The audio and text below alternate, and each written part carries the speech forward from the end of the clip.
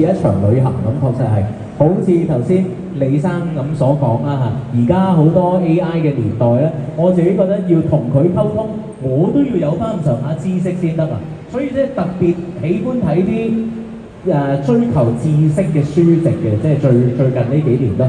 咁你真係好似一路睇嘅時候咧，同好似去緊旅行咁啊！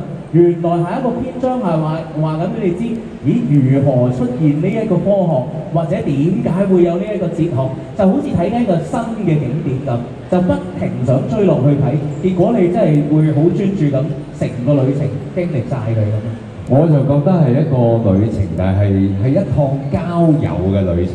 我覺得我哋好容易交到朋友嘅，而家社交媒體咩都好，但係閱讀你就係可以古今中外。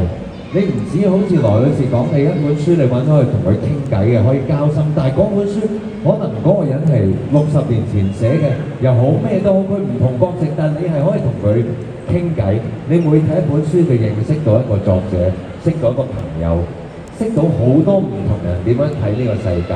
我覺得都係閱讀入邊好有趣嘅一個旅程。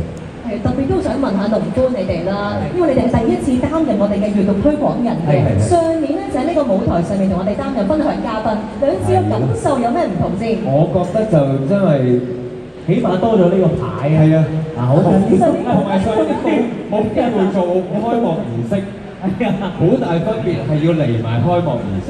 但係上年都好開心嘅，因為我哋係有成個幾鐘頭嘅時間，可以同大家分享閱讀。仲同一位好出色嘅主持人喺度傾下閱讀。上年好似嗰位主持人今日都喺台上面，都係你喎。多謝多謝多謝。係咁好開心，因為我係做閱讀推廣人之前，就算冇呢個名，我哋都係不停咁推廣閱讀㗎。我哋真係好中意叫人閱讀，而我哋自己好多作品都係因為閱讀先至有靈感去寫出嚟嘅。我哋都成日講俾人聽嘅。咁今次終於好啊，名正言順。推廣人好啊，感謝多謝大家邀請嘅所以。晏啲3點鐘仲有詳細嘅分享，係啊，好，拭目以待。好嘅掌聲，我哋多謝晒咁多位嘅分享，thank you，請幾位到台下就座，多謝你哋。